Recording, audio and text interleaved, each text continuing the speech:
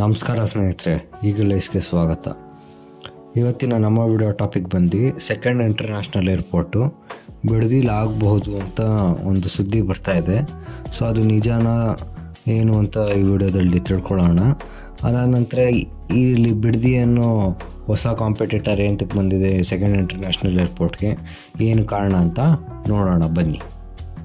ಮೊದಲಿಗೆ ಬಿಡದಿನ ಏನಕ್ಕೆ ಕನ್ಸಿಡರ್ ಮಾಡ್ತಾ ಇದ್ದಾರೆ ಅಂದರೆ, ಈಗ ನಮ್ಗೆ ಗೊತ್ತಿರೋ ಹಾಗೆ ಅಂತಾರಾಷ್ಟ್ರೀಯ ವಿಮಾನ ನಿಲ್ದಾಣ ಬೆಂಗಳೂರು ನಾರ್ತ್ಗಿದೆ. ಸೊ ಬೆಂಗಳೂರು ಸೌತ್ಗೆ ಒಂದು ಏರ್ಪೋರ್ಟ್ ಬಿಡದಿಲ್ಲಾದರೆ ಅದು ಕರೆಕ್ಟಾಗಿರುತ್ತೆ ಅಂತ. ಅದಾದ ನಂತರ ಇಂಟರ್ನ್ಯಾಷನಲ್ ಏರ್ಪೋರ್ಟ್ ಬಳಸೋರೆಲ್ಲ ಸಿಟಿಯ ಸೌತಲ್ಲಿ, ಏನು ಎಲೆಕ್ಟ್ರಾನಿಕ್ ಸಿಟಿ, ವೈಟ್ ಫೀಲ್ಡ್ ಈ ಸುತ್ತಮುತ್ತದ ಭಾಗದವರೇ ಹೆಚ್ಚಾಗಿ ಇಂಟರ್ನ್ಯಾಷನಲ್ ಏರ್ಪೋರ್ಟ್ನ ಬಳಸೋದು. ಸೊ ಇಲ್ಲಿ ಬಿಡದಿಲ್ ಮಾಡೋದ್ರಿಂದ IT-BT ಕಂಪ್ನಿಗಳಿಗೆ, IT ಹಬ್ಗಳಿಗೆ, ಎಲೆಕ್ಟ್ರಾನಿಕ್ ಸಿಟಿ ಈ ಎಲ್ಲ ಜನರಿಗೆ ಯೂಸ್ ಆಗುತ್ತೆ ಅಂತ ಬಿಡದಿನ ಈಗ ಕನ್ಸಿಡರ್ ಮಾಡ್ತಾ ಇದ್ದಾರೆ. ಎರಡನೇ ಪಾಯಿಂಟ್ ಬಂದು connectivity. Mysuru Bengaluru express way ಇದೆ, ಅದಾದ ನಂತರ ನೈಸ್ ರಿಂಗ್ ರಸ್ತೆ. ಸೊ ಅದಿರೋದ್ರಿಂದ ಟ್ರಾಫಿಕ್ ಸಮಸ್ಯೆ ಇರೋದಿಲ್ಲ. ಅದಾದ ನಂತರ ಈ ಸುತ್ತಮುತ್ತದ ಭಾಗದ ಜಿಲ್ಲೆಗಳು ಮಂಡ್ಯ, ಮೈಸೂರು, ರಾಮನಗರ ಈ ಸುತ್ತಮುತ್ತದ ಜಿಲ್ಲೆಯ ಜನಕ್ಕೂ ಇದು ಯೂಸ್ ಆಗುತ್ತೆ ಅಂತ ಬಿಡದಿನ ಈಗ ಕನ್ಸಿಡರ್ ಮಾಡ್ತಾ ಇದ್ದಾರೆ. ಈ ಮುಂಚೆ ಬೆಂಗಳೂರು ಸೌತನ್ನ ಕನ್ಸಿಡರ್ ಮಾಡಬೇಕಾದ್ರೆ ಹಾರೋಹಳ್ಳಿ ಮಾಡಬೇಕು ಏರ್ಪೋರ್ಟು ಅಂತ ಹೇಳ್ತಾಯಿದ್ರು. ಆದರೆ ನಾವು ಹಿಂದಿನ ವಿಡಿಯೋಗಳಲ್ಲಿ ಹೇಳಿದ್ದೀವಿ ಆಲ್ರೆಡಿ ಏನಂತ, ಹಾರೋಹಳ್ಳಿ ಬೆಂಗಳೂರು ಸಿಟಿಯಿಂದ 55 ಕಿಲೋಮೀಟ್ರ್ ದೂರ. ಅದಾದ ನಂತರ ಅಲ್ಲಿಂದ ಒಂದು ಸ್ವಲ್ಪ ದೂರದಲ್ಲೇ ಫಾರೆಸ್ಟ್ ಏರಿಯಾ ಇದೆ.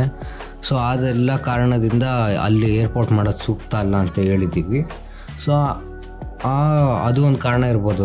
ಬೆಂಗಳೂರು ಸೌತಿಂದ ಹಾರೋಹಳ್ಳಿ ಆಚೆ ಹೋದ್ಮೇಲೆ ಇನ್ನೊಂದು ಬೆಂಗಳೂರು ಸೌತಲ್ಲಿ ಕನ್ಸಿಡರ್ ಮಾಡಬೇಕು, ಕಂಪ್ಯಾರಿಸನ್ ಮಾಡಬೇಕು ಅಂತ ಅಂದಾಗ ಬಿಡದಿನ ಹೊಸ ಕಾಂಪಿಟೇಟರ್ ಅಥವಾ ಹೊಸ ಆಪ್ಷನ್ ಆಗಿ ಈಗ ಸರ್ಕಾರ ನೋಡ್ತಾ ಇದೆ.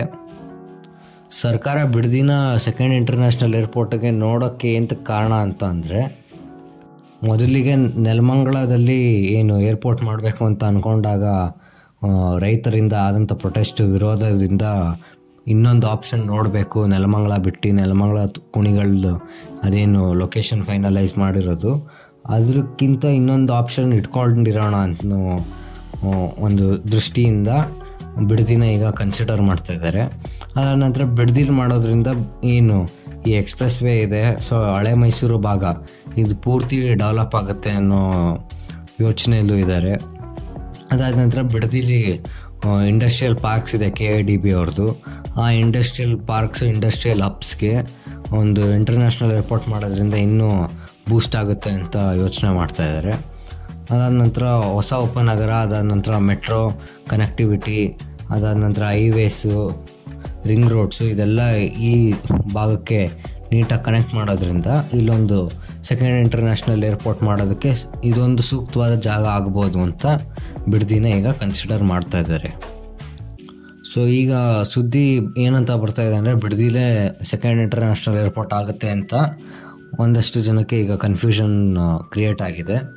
ಏನಕ್ಕೆ ಈ ಕನ್ಫ್ಯೂಷನ್ ಕ್ರಿಯೇಟ್ ಆಯಿತು ಅಂದರೆ, ಕರ್ನಾಟಕದ ಲೀಡಿಂಗ್ ನ್ಯೂಸ್ ಪೇಪರ್ ಆದ ವಿಜಯವಾಣಿ ಅವರು ಈ ನ್ಯೂಸ್ನ ಬಿಡದಿಯಲ್ಲಿ ಹೊಸ ಇಂಟರ್ನ್ಯಾಷನಲ್ ಏರ್ಪೋರ್ಟ್ ಅಂತ ಅವ್ರ ಆರ್ಟಿಕಲಲ್ಲಿ ಬರ್ಕೊಂಡಿದ್ದಾರೆ.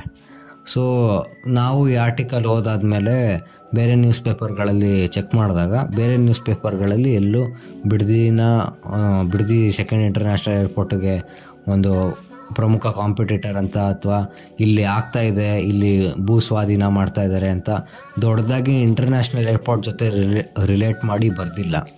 ಸೊ ಒಂದೇ ಒಂದು ದಿನಪತ್ರಿಕೆ ಇದನ್ನು ಬರೆದಿರೋದು, ಅದು ಬಂದು ವಿಜಯವಾಣಿ. ಬೇರೆ ಏನು ಹಿಂದೂ ಇರ್ಬೋದು, ಪ್ರಜಾವಾಣಿ ಇರ್ಬೋದು, ಡೆಕ್ಕನ್ ಇರ್ಬೋದು, ಇವ್ರು ಯಾರು ಈ ನ್ಯೂಸ್ನ ಪಬ್ಲಿಷ್ ಮಾಡಿಲ್ಲ. ಸೊ ಆದ ಕಾರಣದಿಂದ ವಿಜಯವಾಣಿ ಅವ್ರಿಗೆ ಇದು ಈ ನ್ಯೂಸ್ ಎಲ್ಲಿಂದ ಬಂತು ಅಂತ ಗೊತ್ತಿಲ್ಲ. ಸೊ ಭೂಸ್ವಾಧೀನ ಸರ್ವೆ ಮಾಡ್ತಾಯಿದ್ದಾರೆ ಅಂತ ಗೊತ್ತು, ಏನಕ್ಕೆ ಮಾಡ್ತಾಯಿದ್ದಾರೆ ಅಂತ ಇನ್ನೂ ಕರೆಕ್ಟಾಗಿ KIDB ಅವರು ಹೇಳಿಲ್ಲ ಅಥವಾ ಮಿನಿಸ್ಟರ್ಸ್ ಯಾರೂ ಹೇಳಿಲ್ಲ. KIDB ಅವರು ಈ ಹಿಂದೆ ಏನು ಅವರು ಲ್ಯಾಂಡ್ ಅಕ್ವಿಸಿಷನ್ ತುಂಬ ಜಾಗದಲ್ಲಿ ಎಷ್ಟೊಂದು ಎಕರೆ ಮಾಡ್ತಾನೆ ಇರ್ತಾರೆ. ಅದು ಹಲವಾರು ಕಾರಣಗಳಿಗೆ, ಕೆಲವು ಸಲ ಇಂಡಸ್ಟ್ರಿಯಲ್ ಪಾರ್ಕ್ ಮಾಡೋಕ್ಕೆ, ಕೆಲವು ಸಲ ಏನು ಲೇಔಟ್ಸ್ ಮಾಡೋದಕ್ಕೆ.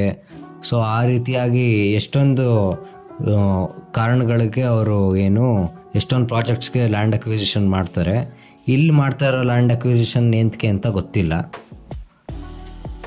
ಸೊ MB ಪಾಟೀಲ್ ಅವರು ಒಂದು ಸ್ಟೇಟ್ಮೆಂಟ್ ಇದಕ್ಕೆ ಪ್ರತಿಕ್ರಿಯೆ ಕೊಟ್ಟಿದ್ದಾರೆ.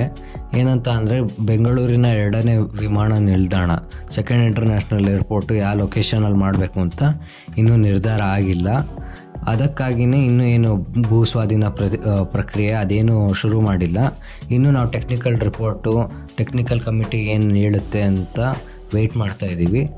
ಅದು ಗೊತ್ತಾದ ತಕ್ಷಣ ಮುಖ್ಯಮಂತ್ರಿಗಳ ಜೊತೆ ಸಭೆ ನಡೆಸಿ ಅಂತಿಮ ಸ್ಥಳನ ಅನೌನ್ಸ್ ಮಾಡ್ತೀವಿ ಅಂತ ರೀಸೆಂಟಾಗಿ ಕೊಟ್ಟಿರೋಂಥ ಸ್ಟೇಟ್ಮೆಂಟು. ಆದರೆ ನಾವು ಏನು ಜ್ಞಾಪಕ ಇಟ್ಕೊಬೇಕು ಅಂದರೆ, second international airport location final ಮಾಡೋದು ನಮ್ಮ ಸ್ಟೇಟ್ ಗೌರ್ಮೆಂಟ್ ಆಗಲಿ ಅಥವಾ ನಮ್ಮ ಸ್ಟೇಟ್ ಮಿನಿಸ್ಟರ್ಸ್ ಆಗಲಿ ಇವ್ರು ಯಾರು ಇದನ್ನು ಫೈನಲೈಸ್ ಮಾಡಲ್ಲ. ಒಂದು ಟೆಕ್ನಿಕಲ್ ಕಮಿಟಿ, ಅದಾದ ನಂತರ ಏರ್ಪೋರ್ಟ್ ಅಥಾರಿಟಿ ಆಫ್ ಇಂಡಿಯಾ ಅವರು ಇದನ್ನೆಲ್ಲ ಫೈನಲೈಸ್ ಮಾಡೋದು. ಸೊ ಆ ಲೆಕ್ಕಾಚಾರದಲ್ಲಿ ನಾವು ನೋಡಿದಾಗ ಹೊಸೂರವರು ರೀಸೆಂಟಾಗಿ ನಮ್ಮ ಹಿಂದಿನ ವಿಡಿಯೋದಲ್ಲಿ ನಾವು ತೋರಿಸಿದ್ವಿ ಆರ್ಟಿಕಲ್ಸ್ನೆಲ್ಲ. ಹೊಸೂರು 2 ಜಾಗನ ಫೈನಲೈಸ್ ಮಾಡ್ತಾಯಿದ್ದಾರೆ, ಬೇಗ ಅವರು ಎಲ್ಲ ಅಪ್ರೂವಲ್ ಎಲ್ಲ ತೊಗೊಂಡು ಕೆಲಸ ಶುರು ಮಾಡೋ ಕಡೆ ನೋಡ್ತಾ ಇದ್ದಾರೆ ಅಂತ. ಸೊ ಅದೇ ಥರ ಇದೇ ಸ್ಪೀಡಲ್ಲಿ ಹೊಸೂರವ್ರು ಕಂಟಿನ್ಯೂ ಮಾಡಿ ಅವರು ಏನಾದ್ರು ಅಪ್ರೂವ್ ಮಾಡಿಸ್ಕೊಂಡ್ರೆ ಅಲ್ಲೊಂದು ಏರ್ಪೋರ್ಟ್ ಆಗುತ್ತೆ ಅನ್ನೋದಾದರೆ, ಆಗ ಏರ್ಪೋರ್ಟ್ ಅಥಾರಿಟಿ ಆಫ್ ಇಂಡಿಯಾ ಅವರು ಈ ಬಿಡದಿ ಲೊಕೇಶನ್ ಏನಿದೆ ಇದನ್ನು ಅಕ್ಸೆಪ್ಟ್ ಮಾಡೋದು ಅಥವಾ ಅಪ್ರೂವ್ ಮಾಡೋ ಡೌಟು. ಎಂತಕ್ಕಂದರೆ, ಇಲ್ಲಿ ಮತ್ತೆ ಹೊಸೂರು ಹತ್ರನೇ ಒಂದು ಏರ್ಪೋರ್ಟ್ ಇರಬೇಕಾದ್ರೆ ಇನ್ನೊಂದು ಏರ್ಪೋರ್ಟ್ ಸಿಕ್ಕಾಪಟ್ಟೆ ಕಮ್ಮಿ ಡಿಸ್ಟೆನ್ಸಲ್ಲಿ ಇರೋದು ಫೀಸೇಬಲ್ ಅಲ್ಲ ಅಂತ ರಿಜೆಕ್ಟ್ ಮಾಡ್ಬೋದು. ಅದಾದ ನಂತರ ಈ ಹಿಂದೆ ದೇವನಹಳ್ಳಿ ಏರ್ಪೋರ್ಟ್ ಮಾಡಬೇಕಾದ್ರೂ ಈ ಜಾಗ ಇಲ್ಲಿ ಏರ್ಪೋರ್ಟ್ ಆಗಬೇಕು ಅಂತ ಎಲ್ಲ ತುಂಬ ಜನ MPs MLAs ಆಗಿನ ಗೌರ್ಮೆಂಟಲ್ಲಿ ಇದ್ದವರೆಲ್ಲ ಡಿಮ್ಯಾಂಡ್ ಮಾಡಿದರು. ಆ ಟೈಮಲ್ಲಿ ಟೆಕ್ನಿಕಲ್ ಟೀಮು ಅಥವಾ ಟೆಕ್ನಿಕಲ್ ಕಮಿಟಿ ಅವರು ಏನಂತ ಅಂದಿದ್ರು ಅಂದರೆ, ಬಿಡದಿ ಸಾಫ್ಟ್ ಸಾಯಿಲ್ಲು, ಸೊ ಏರ್ಪೋರ್ಟ್ ಮಾಡೋದಕ್ಕೆ ಈ ಸಾಯಿಲ್ ಸೂಕ್ತ ಅಲ್ಲ ಅಂತ ಅಂದು ಬೆಂಗಳೂರು ನಾರ್ತ್ ದೇವನಹಳ್ಳಿನ ಚೂಸ್ ಮಾಡಿದ್ದು.